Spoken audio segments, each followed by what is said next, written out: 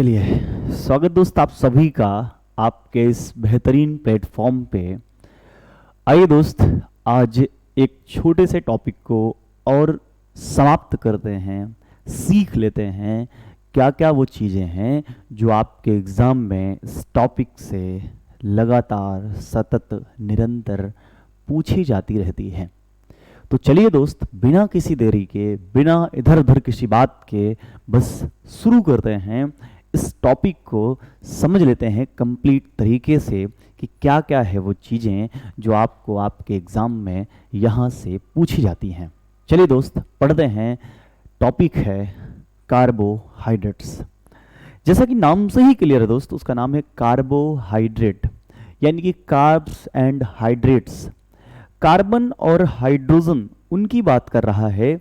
तो याद रखिएगा, जो आपका कार्बोहाइड्रेट्स होता है ये क्या है, हाइड्रेट्स होते हैं कार्बन के।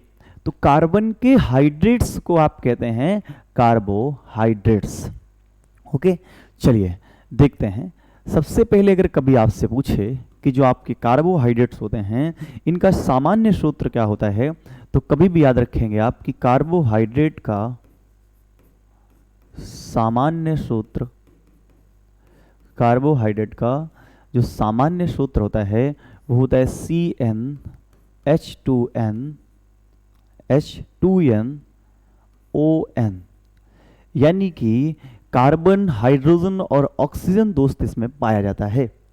और उनका जो रेशियो होता है वो ऑलवेज 1:1 होता है। तो कभी भी पूछे कौन कौन सी चीज़ें इसमें मिलती हैं, तो सामान्यतः इसमें मिलता है आपको कार्बन, कार्बन, या फिर मैं इसको शॉर्ट फॉर्म में लिखूँ CH मिलेगा आपको, और साथ में O मिलेगा। और इनका जो रेशियो होता है वो 1:2:1 होता है। कार्बन, हाइड्रोजन और ऑक्सीजन का रेशियो इसमें होता है 1, 2 और 1। ठीक है। दूसरी बात, जो आपके कार्बोहाइड्रेट्स होते हैं, इन कार्बोहाइड्रेट के संबंध में आप दूसरी बात क्या याद रखेंगे कि इन्हीं कार्बोहाइड्रेट्स में होता क्या है कि शरीर को ऊर्जा प्रदान करने का कार्य करते हैं। शरीर को ऊर्जा प्रदान करते हैं, ऊर्जा प्रदान करते हैं। ठीक है। अब दूसरी बात, क्या शरीर को क्या करते हैं, ऊर्जा प्रदान करते हैं। अब अभी कल आपने देखा था कि एक टॉपिक था, उसका नाम था विटामिन्स। विटामिन शरीर को ऊर्जा नहीं देता था, ठीक है, जबकि ये जो होते हैं वो आपको शरीर को ऊर्जा प्रदान करते हैं।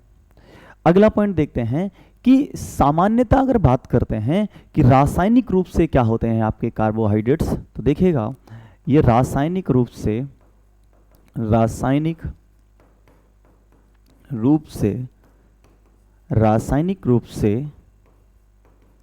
क्या होते हैं, तो कभी भी याद रखेंगे कि रासायनिक रूप से कार्बोहाइड्रेट्स या तो एल्डिहाइड होते हैं या तो कीटोन होते हैं। ठीक है। तो कोई पूछे रासायनिक रूप से कार्बोहाइड्रेट्स क्या होते हैं दोस्त, तो रासायनिक रूप से कार्बोहाइड्रेट्स जो होते हैं, जो आपके कार्ब्स होते हैं, वो या तो एल्डिहाइड होते हैं या फिर वो कीटोन होते हैं। ठीक है। ये क्या होते हैं, ये आपके एल्डिहाइड होंगे या फिर कीटोन होंगे। अब जो कार्बोहाइड्रेट्स हैं, कार्बोहाइड्रेट्स एक टाइप का नहीं होता है, कार्बोहाइड्रेट कई टाइप का होता है। ठीक है। लेकिन हमें क्या करना है, हमें मुख्य पढ़ लेने हैं। जैसे कि आपको स्टैंडर्ड बुक की अगर बात करें, थोड़ा सा ज़्यादा स्टैंडर्ड में, तो 4 प्रकार का बताया जाता है। बट आपको आपके एग्जाम के अकॉर्डिंग अगर बात करते हैं दोस्त, तो उसमें क्या करना है, सिर्फ 3 याद कर लीजिए आप। पहला होता है mono, and then di, and then poly. ठीक है। और बुक्स में आपको मिल जाएगा कहीं कहीं ओलिगोसैकेराइड।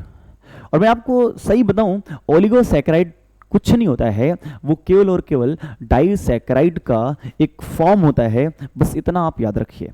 ठीक है। तो मुझे बताओ कि कार्बोहाइड्रेट कितने टाइप का होता है, तो कार्बोहाइड्रेट्स 3 टाइप का होता है। वो कौन कौन से 3 टाइप होते हैं, समझते हैं जरा सा। तो देखो दोस्त, कार्बोहाइड्रेट्स 3 टाइप के होते हैं। कितने टाइप के होते हैं, 3 टाइप के होते हैं। 3 प्रकार का कार्बोहाइड्रेट्स होता है। ठीक है। कौन कौन सा, एक होता है आपका मोनोसैकेराइड,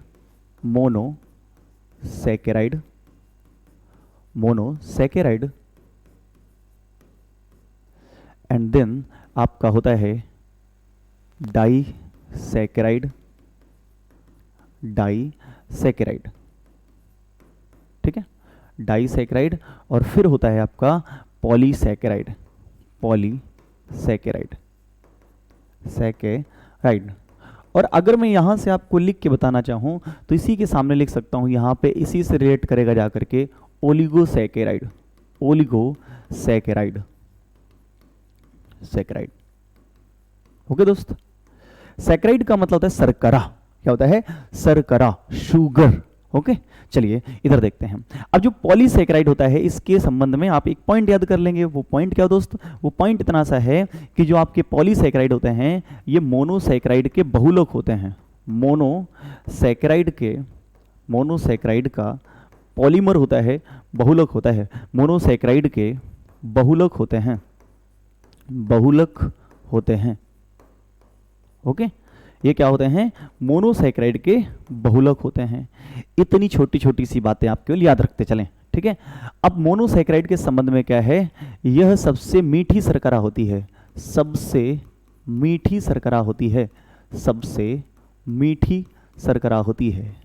और याद रखिएगा CHO तो पाए ही पाए जाते हैं, बट आपको एक पॉइंट दोस्त याद रखना है। वो पॉइंट इतना सा है कि मोनोसैकेराइड में जो स्टार्टिंग पॉइंट होता है, कार्बन की जो मिनिमम संख्या से स्टार्ट होता है वो C3 होता है, यानी कि कार्बन की संख्या 3 होती है, ठीक है। फिर 7 तक वो चला जाता है। इतना आपको नहीं जानना है, मुझे ऐसा लगता है, ठीक है। ज़्यादा कुछ उसमें नहीं समझना है, इतनी छोटी छोटी सी बातें आप केवल देखते रहिए, समझते रहिए दोस्तों। आगे चलते हैं। अब मैं कुछ चीज़ें आपको यहाँ पे समझाता चलूँगा, देखिए जरा ध्यान से। सबसे पहले बात करते हैं आप मोनोसैकेराइड की। मोनोसैकेराइड में क्या क्या समझना होता है, देखो। मोनोसैकेराइड, मोनोसैकेराइड, अगर मोनोसैकेराइड की बात करें दोस्त तो क्या क्या होता है मोनोसैकेराइड में। सबसे पहले क्या क्या याद रखेंगे आप कि सबसे मीठा, क्या, सबसे मीठा मोनोसैकेराइड। अब मोनोसैकेराइड के अंतर्गत 2-3 शर्कराओं के नाम आपको याद रखने हैं। जैसे आप याद करेंगे क्या, ग्लूकोज, है ना, ग्लूकोज। दूसरा आप क्या याद रखेंगे, एक होता है फ्रक्टोज, फ्रक्टोज। तीसरा आप याद कर लेंगे होता है गैलेक्टोज, गैलेक्टोज, ठीक है। अच्छा, जो डाइसैकेराइड लिखा हुआ है, डाइसैकेराइड में अगर यही आपस में मिलना शुरू कर दें तो डाइसैकेराइड बनना शुरू हो जाएगा। ये आपस में मिल जाए तो क्या बनेगा दोस्त, ये अगर आपस में मिले तब बनता है डाइसैकेराइड। ओके, और अगर जो है ये सारे के सारे एक साथ बहुत सारे जुड़ जाएं देन क्या बनता है, पॉलीसैकेराइड बनता है। पॉली का मतलब क्या होता है, बहुत। मोनो का मतलब क्या होता है, एक। डाई का मतलब क्या होता है, 2। ठीक है, ऐसा आपको पता होना चाहिए और पता होगा, मुझे ये उम्मीद है, ठीक है। चलिए आगे देखते हैं बाकी। तो ग्लूकोज, फ्रक्टोज एंड गैलेक्टोज ये सब सारे के सारे मोनोसैकेराइड होते हैं।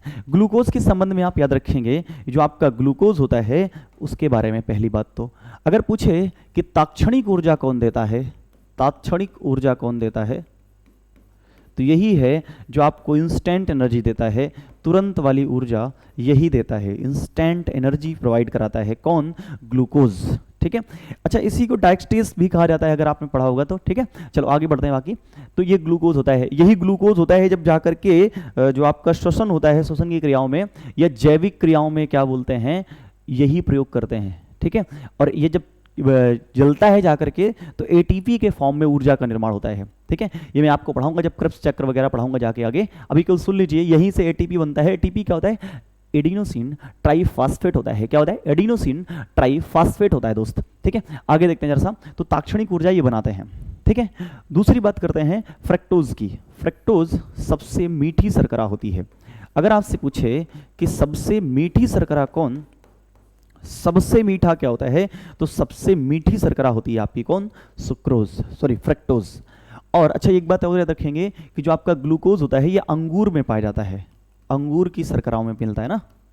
ग्लूकोज कहाँ मिलता है, अंगूर की शर्करा में ग्लूकोज पाया जाता है। चलिए आगे समझते हैं, देखते हैं। ये जो सबसे मीठी शर्करा है आपकी, उसका नाम क्या है, वो है फ्रक्टोज। ये शहद में पाया जाता है, शहद में पाया जाता है। कहाँ पाया जाता है, शहद में पाया जाता है, और ये थोड़ा सा संतृप्त टाइप की ज़्यादा होती है, इसीलिए जो शहद होता है वो हजारों साल तक कहते हैं कि खराब नहीं होता है। उसकी वजह क्या है, वहाँ रिएक्ट नहीं हो पाता है, ठीक है। और शहद कुछ नहीं होता है, मधुमक्खियों की उल्टी को शहद कहते हैं। उल्टी समझते हैं आप, ठीक है। हाँ, उल्टी क्या होती है, चलो इधर देखते हैं, कुछ दिन बाद समझ जाएंगे उल्टी क्या होती है। इधर देखो, सबसे मीठी होती है, कहाँ पाई जाती है, शहद में इसको पाया जाता है, ठीक है। देखो और एक दो पॉइंट बता देता हूँ। हाँ, शहद में मिलता है सबसे मीठी। फिर उसके बाद क्या है कि फलों एवं फूलों में उनके जो रस होते हैं, फल एवं फूल, है ना, तो ये चीज़ें इसमें पाया जाता है। फिर अगर गैलेक्टोज की बात करते हैं तो गैलेक्टोज में क्या होता है, यही गैलेक्टोज जब आपस में मिलेगा जा करके, तो आपको याद रखना पड़ेगा क्या, आप जब पढ़ेंगे जा करके, तो एक होता है दूध में शर्करा पाई जाती है लैक्टोज, वहाँ पे इसको पढ़ेंगे जा करके, ठीक है। चलो आगे बढ़ते हैं। तो ये इतने पॉइंट हैं जो आपको याद रखने हैं, ठीक है। सबसे मीठी शर्करा कौन सी होती है, फ्रैक्टोज होती है। प्राकृतिक रूप से पाई जाती है, जी हाँ प्राकृतिक रूप से पाई जाती है। तो क्या इससे भी मीठा कुछ होता है, जी हाँ इससे भी मीठा होता है। कभी भी याद रखिएगा, जो आप बाजार में जाकर के जूस वगैरह पीते हैं ना, जूस के नाम पे आपको जो पिलाया जाता है उसमें होता है डी फ्रैक्टोज, ठीक है। वो इससे कहीं कई ज़्यादा गुना मीठा होता है। आपने सैकरीन का नाम सुना होगा, जो सैकरीन होता है वो इससे भी ज़्यादा मीठा होता है, बस वो कृत्रिम मधुरक है, ठीक है, कृत्रिम मधुरक है। और आपने पढ़ा होगा जैसे क्या बोलते हैं, स्पार्टम का नाम सुना होगा। ये सारे के सारे क्या होते हैं दोस्त, ये कृत्रिम मधुरक होते हैं। चलिए आगे समझते हैं चीज़ों को। अगला टॉपिक उठाते हैं हम, सॉरी अगला टॉपिक नहीं, अगला है आपका डाइसैकेराइड। क्या है, डाइसैकेराइड, डाइसैकेराइड, डाइसैकेराइड। अब यहां डाइसैकेराइड में आपको क्या क्या याद रखना है, देखना ध्यान से। सबसे पहले जब ग्लूकोज से ही मिल जाए तो क्या बनता है, अपने गन्ने की शर्करा सुनी होगी, है ना, तो जो गन्ने की शर्करा होती है वो बन के तैयार हो जाती है। दूसरा क्या बोलते हैं, आपने सुना होगा सबसे मेन इसमें है लैक्टोज। लैक्टोज क्या मिलता है, लैक्टोज मिलता है, ठीक है। और लैक्टोज किसकी शर्करा होती है, दूध की शर्करा होती है, दूध की शर्करा है ये। तो दूध की शर्करा को आप क्या कहते हैं, लैक्टोज कहते हैं। और एक किससे किससे मिलकर के बनी होती है, पेपर में आपको क्वेश्चन पूछा जा चुका है। ये मिलनी होती है भैया ग्लूकोज, ग्लूकोज प्लस गैलेक्टोज। तो ग्लूकोज और गैलेक्टोज जब आपस में मिलते हैं तो क्या बन के तैयार हो जाता है, तो ग्लूकोज और गैलेक्टोज के मिलने से बनता है आपका लैक्टोज। लैक्टोज दूध की शर्करा होती है, ठीक है। और दूध की शुद्धता वगैरह को मापने के लिए लैक्टोमीटर का प्रयोग किया जाता है। तो जहाँ भी आपको ज़िंदगी में लैक्ट मिल जाए तो बस आप समझ जाइएगा, लैक्ट का मतलब दूध होता है। लैक्ट का मतलब क्या होता है, दूध होता है। डाइसैकेराइड के बारे में क्या याद रखेंगे, अगला पॉइंट, यह शर्करा, यह क्या याद रखेंगे, हाँ, यह दो मोनोसैकेराइड से मिलकर बना होता है, दो मोनोसैकेराइड से मिलकर बना होता है, दो मोनोसैकेराइड से मिलकर बना होता है, से मिलकर बना होता है, ठीक है, मिलकर बना होता है, ठीक है। ये क्या है, दो मोनोसैकेराइड से मिलकर के बना होता है, इसलिए इसका नाम क्या होता है, डाइसैकेराइड होता है। इसमें बहुत सारे होते हैं, लेकिन अब आपको कुछ बताना है। क्वेश्चन ये है कि बताइए जरा सा कि जो गन्ने की शर्करा होती है उसका नाम क्या होता है। कमेंट बॉक्स में इसको आप जरूर इसका आंसर करेंगे कि गन्ने की शर्करा को क्या कहते हैं। बाकी चलते हैं आगे। अगला है आपका पॉलीसैकेराइड। कौन सा है, पॉलीसैकेराइड। बात करते हैं पॉलीसैकेराइड की, पॉलीसैकेराइड, पॉलीसैकेराइड।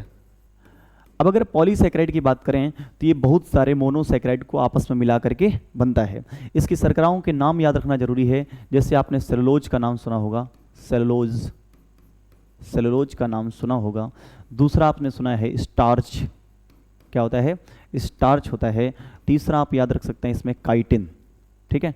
और भी बहुत सारी इसकी शर्कराएं होती हैं, ठीक है। चलो समझते हैं, जरा सा इन तीन को जान लीजिए, इन्हीं से आपके पेपर में सवाल मिलते रहते हैं, ठीक है। जो सबसे पहले लिखा हुआ है आपके सामने वो है सेलुलोज।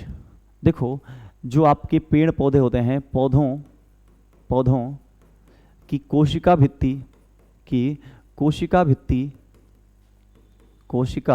भित्ति जो होती है वो सेलुलोज से बनी होती है, ठीक है। अच्छा, ये क्विक सीरीज है एकदम, जो चीज़ें बहुत लंबा टाइम लेती हैं उनको मैं बहुत कम समय में आपके सामने प्रस्तुत कर रहा हूँ, करवा रहा हूँ, ठीक है। याद रखिएगा, तो पौधों की कोशिका भित्ति होती है क्या, सेलुलोज। दूसरा क्या बोलते हैं आप याद रखेंगे, जो स्टार्च होता है ये आलू में पाया जाता है, आलू में पाया जाता है, ठीक है। तीसरा याद रखेंगे, जो स्टार्च होता है ये आपका कहाँ मिलता है, तो जो आपका कवर होता है कैप्सूल का, कैप्सूल का जो खोल होता है, कवर होता है कैप्सूल के खोल में ये पाया जाता है। तो कैप्सूल में कि जो कैप्सूल का जो खोल होता है, जो कवर होता है, उसमें क्या मिलता है आपको उसमें मिलता है स्टार्च, ठीक है। ये स्टार्च के बारे में याद रखेंगे। जैसे काइटिन है, तो काइटिन क्या होता है, जो कुछ जीव होते हैं ना, क्या बोलते हैं कि जिनके ऊपर पैर रखो तो कर्र की आवाज़ आती है एकदम अचानक से, उस टाइप के जो जीव होते हैं उन्हीं को आप कहते हैं कि उनमें क्या मिलता है, काइटिन मिलता है। और वैसे आपने पढ़ा होगा उनके शरीर पर मिलता है कवच पर, बाकी आपने पढ़ा होगा कि कवकों की कोशिका भित्ति, कवकों की कोशिका भित्ति काइटिन की बनी होती है। अच्छा, याद रखना, सेल वॉल जो होता है वो दो ही लोगों में पाया जाता है, कवक में और पौधों में। तो कवक और पौधे अलग हैं क्या, जी हाँ। आर्च व्हिटेकर ने 5 भाग करे थे, क्या क्या, पादप, कवक, जंतु, आपने पढ़ा था ना, प्रोटिस्टा, मोनेरा, पादप, कवक और जंतु। अच्छा, इस टाइप का लेक्चर मैंने अभी अपलोड नहीं करा। मैं एक काम करूंगा कि जो उत्पत्ति है उसके संबंध में आपको कई सारी चीज़ें सिखा सकूं, इसके लिए मैं एक जल्दी से क्या बोलते हैं कैसा टॉपिक लेके आऊंगा आपके सामने। तो इतनी बात आप याद रखेंगे, सेलुलोज क्या होता है, हर चीज़ में पाया जाता है और ये बहुत कम मीठे होते हैं, ठीक है। अब इसके बाद आपने सुना होगा क्या बोलते हैं कि, चलो इतना लिख दिया आपने, आगे देखते हैं सेलुलोज के। अच्छा, कोशिका भित्ति कहाँ मिलती है, ये केवल पादपों में मिलती है, ठीक है। और कहाँ, कवकों में मिलती है, केवल पादप और कवक में पाई जाती है, ठीक है। कोई पौधा है या जंतु कोशिका, उसकी पहचान यहीं से करी जाती है। अगर वो पादप कोशिका है तो उसमें क्या क्या मिलेगा, कोशिका भित्ति मिलेगी, कोशिका भित्ति और लवक केवल इसी में पाए जाते हैं, ठीक है, पादपों में ही पाए जाते हैं। जैसे सेंट्रियोल केवल जंतु कोशिका में पाया जाता है, वैसे ही कोशिका भित्ति और लवक केवल और केवल दोस्त किस में मिलते हैं, ये केवल मिलते हैं पादप की कोशिकाओं में पाए जाते हैं। तो ये आपका है पॉलीसैकेराइड, ठीक है। डाइसैकेराइड के संबंध में एक दो चीजों को और देख लेते हैं। जैसे कि आप यहां पे एक पॉइंट याद रख सकते हैं, ग्लाइकोजन है, क्या है, ग्लाइकोजन है। अब ये ग्लाइकोजन होता है, ये क्या होता है, ग्लूकोज का जब पाचन होता है ना, तो ग्लूकोज पच करके ग्लाइकोजन में चेंज हो जाता है और यही ग्लाइकोजन आपके यकृत यानी कि लीवर में जाकर के इकट्ठा हो जाता है। और वहां जब इकट्ठा रहता है तो काफी देर के बाद जब आपके शरीर में भोजन नहीं पहुंच पाता है तो यही ग्लाइकोजन फिर से टूटता है, ग्लूकोज बन जाता है और इस क्रिया के अंतर्गत आपको आपके शरीर में फिर से एनर्जी फील होना शुरू हो जाती है। इसलिए आप कहते हैं कि आपकी भूख मर गई है। जी नहीं, भूख नहीं मर गई है, आपकी बॉडी में जो ग्लाइकोजन था, जो स्टोर हो गया था ग्लूकोज से चेंज होकर के लीवर में, वो फिर से आपकी ज्यादा भूख के कारण टूट गया है और आपको एक एहसास हुआ कि चलो अब थोड़ा सा बढ़िया लगा है। उसमें हुआ यूं था दोस्त, क्या हुआ था कि जो ग्लाइकोजन था वो अगेन ग्लूकोज में टूट गया था। इसका मतलब क्या हुआ, ये एक फिजिकल रिएक्शन है, दोनों तरफ होती है, यानी कि रिवर्सिबल रिएक्शन है। ग्लूकोज से ग्लाइकोजन बनता है एंड देन ग्लाइकोजन से ग्लूकोज। ये कौन बनाता है, तो आपकी बॉडी में एक हार्मोन होता है, उसका नाम होता है इंसुलिन हार्मोन। अग्न्याशय यानी कि पैंक्रियाज में जो बीटा सेल्स होती हैं, इसलिए कहता हूं कॉपी पेन लेके बैठना है, लिखना है, समझना है, हौले हौले आगे बढ़ना है। क्या होता है कि जो बीटा सेल्स होती हैं वहां से निकलता है इंसुलिन नामक हार्मोन और वहीं पे आपने सुना होगा ना कि द्वीपिकाएं पाई जाती हैं। कहां पाई जाती हैं, अग्न्याशय में पाई जाती हैं, ठीक है। चलो आगे चलते हैं। तो क्या करता है इंसुलिन, क्या करता है, आपकी बॉडी में ग्लूकोज जो होता है उसकी जो क्वांटिटी है, उसकी जो मात्रा है, उसको बैलेंस करता है, उसको ग्लूकोज को ग्लाइकोजन में चेंज करता है। तो कभी पूछे आपसे कि मानव में ग्लूकोज का या भोजन का जो संचयन होता है किसके फॉर्म में होता है, ग्लाइकोजन में। और ग्लाइकोजन क्या है, एक डाइसैकेराइड है। क्या है, डाइसैकेराइड है। जैसे पौधों में क्या होता है, पौधे में भोजन का जो संचय होता है वो स्टार्च या मंड के रूप में होता है। किसके रूप में होता है, वो मंड शर्करा होती है, ठीक है। यहां पे क्या है, यहां ग्लाइकोजन के रूप में वो संचित होता है जाकर के मानव के शरीर के अंदर, ठीक है। अच्छा, ग्लूकोज से ग्लाइकोजन का बनना ग्लाइकोजेनेसिस कहलाता है और ग्लाइकोजन से ग्लूकोज का बनना ग्लाइकोलिसिस कहलाता है, ठीक है। इतनी सी बातें होती हैं, ठीक है। और जो आपका इंसुलिन हार्मोन है वो इसमें प्रयोग में आता है,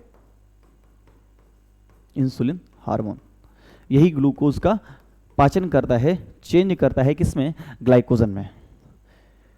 तो दोस्त इतनी सी बातें थी जो हमें सीखनी थी, ठीक है। आप सभी का धन्यवाद कि आप आखिर तक जुड़े रहे इस क्लास में, और अब आपने जो पिछला क्वेश्चन था उसका आंसर जरूर देना है। मिलेंगे ऐसी ही किसी अगली क्लास में। आप सभी का धन्यवाद। मिलते हैं फिर दोस्त किसी अगली क्लास में।